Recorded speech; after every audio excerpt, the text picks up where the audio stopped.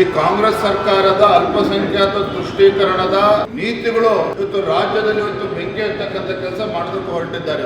ಮುಸ್ಲಿಮರನ್ನ ಅಲ್ಪಸಂಖ್ಯಾತನ ಓಲೈಸಿಕೊಳ್ತಕ್ಕಂಥ ನಿಟ್ಟಿನಲ್ಲಿ ಹೊರಟಿರ್ತಕ್ಕಂಥ ಕಾಂಗ್ರೆಸ್ ಸರ್ಕಾರ ಬೇರೆ ಇತರು ಎಲ್ಲರೂ ಕೂಡ ಅನ್ಯಾಯ ಮಾಡಕ್ಕೆ ಹೊರಟಿದ್ದಾರೆ.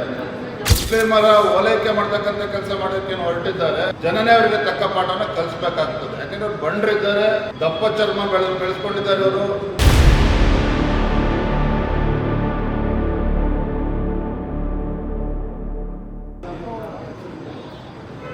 ಪರಿಶಿಷ್ಟ ಜಾತಿ ಪರಿಶಿಷ್ಟ ಪಂಗಡಗಳಿಗೆ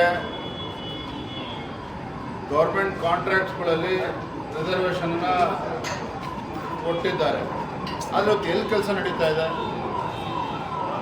ಯಾವುದೇ ವಿಧಾನಸಭಾ ಕ್ಷೇತ್ರದಲ್ಲಿ ಯಾವುದೋ ಟೆಂಡರು ಕರೆದಿಲ್ಲ, ಬುದ್ಧಿ ಪೂಜೆಗಳು ಆಗಿಲ್ಲ, ಅಭಿವೃದ್ಧಿ ಕೆಲಸಗಳು ಆಗೋದಕ್ಕೆ ಪ್ರಶ್ನೆ ಉದ್ಭವನೆ ಆಗೋದಿಲ್ಲ. ಇದ್ರ ಮಧ್ಯೆ ಅಲ್ಪಸಂಖ್ಯಾತರಿಗೆ 4% ಮೀಸಲಿಡ್ತೇವೆ ಅಂತಕ್ಕಂಥ ಏನು ನಿರ್ಧಾರವನ್ನು ಕ್ಯಾಬಿನೆಟಲ್ಲಿ ತೆಗೆದುಕೊಳ್ಳೋಕೆ ಹೊರಟಿದ್ದಾರೆ.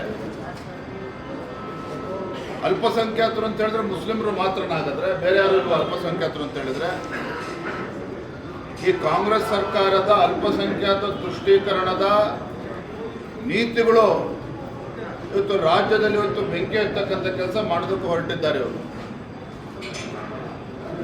ಮುಸ್ಲಿಮರನ್ನ ಅಲ್ಪಸಂಖ್ಯಾತನ ಓಲೈಸಿಕೊಳ್ತಕ್ಕಂಥ ನಿಟ್ಟಿನಲ್ಲಿ ಹೊರಟಿರ್ತಕ್ಕಂಥ ಕಾಂಗ್ರೆಸ್ ಸರ್ಕಾರ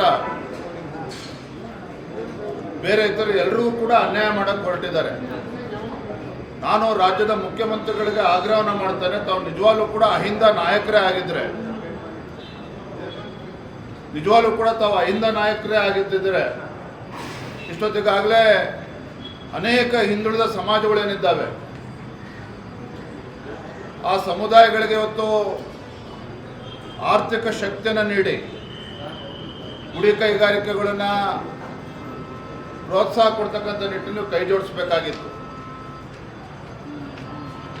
ಮಡಿವಾಳರಿದ್ದಾರೆ, ಸವಿತಾ ಸಮಾಜ ಇದೆ, ಬೇರೆ ಬೇರೆ ಕಾಯಕ ಸಮುದಾಯಗಳು, ಅನೇಕ ಸಮುದಾಯಗಳು ನಮ್ಮ ನಾಡಿನಲ್ಲಿದೆ. ಆ ಕಾಯಕ ಸಮುದಾಯಗಳಿಗೆ ಆರ್ಥಿಕ ಶಕ್ತಿಯನ್ನು ಕೊಟ್ಟು ಅವರಿಗೆ ಮುಂದೆ ತರ್ತಕ್ಕಂಥ ಕೆಲಸ ಸಿದ್ದರಾಮಯ್ಯ ನೇತೃತ್ವದ ಕಾಂಗ್ರೆಸ್ ಸರ್ಕಾರದಲ್ಲಿ ಮಾಡೋದಕ್ಕೆ ಸಾಧ್ಯ ಆಗ್ತಾ ಇಲ್ಲ. ಅದರ ಬದಲಿಗೆ ಈಗ ಮುಸ್ಲಿಮರ ಓಲೈಕೆ ಮಾಡ್ತಕ್ಕಂಥ ಕೆಲಸ ಮಾಡೋದಕ್ಕೆ ಹೊರಟಿದ್ದಾರೆ. ಜನನೇ ಅವರಿಗೆ ತಕ್ಕ ಪಾಠನ ಕಲಿಸಬೇಕಾಗ್ತದೆ. ಯಾಕೆಂದ್ರೆ ಅವ್ರು ಬಂಡ್ರಿದ್ದಾರೆ, ದಪ್ಪ ಚರ್ಮ ಬೆಳೆಸ್ಕೊಂಡಿದ್ದಾರೆ. ಇವರು ವಿರೋಧ ಪಕ್ಷದವ್ರು ಏನೇ ಹೇಳಿದ್ರು ಕೂಡ ಅವ್ರಿಗೆ ನಾಟೋದಿಲ್ಲ. ಹಾಗಾಗಿ ಅಧಿವೇಶನ ಸಂದರ್ಭದಲ್ಲಿ ಈ ರೀತಿ ಒಂದು ನಿರ್ಧಾರವನ್ನು ತಗೊಳ್ಳೋದಕ್ಕೆ ಕೈ ಹಾಕ್ತಾ ಇದ್ದಾರೆ. ಸದನದಲ್ಲಿ ನಾವು ಪ್ರಶ್ನೆ ಮಾಡ್ತೇವೆ.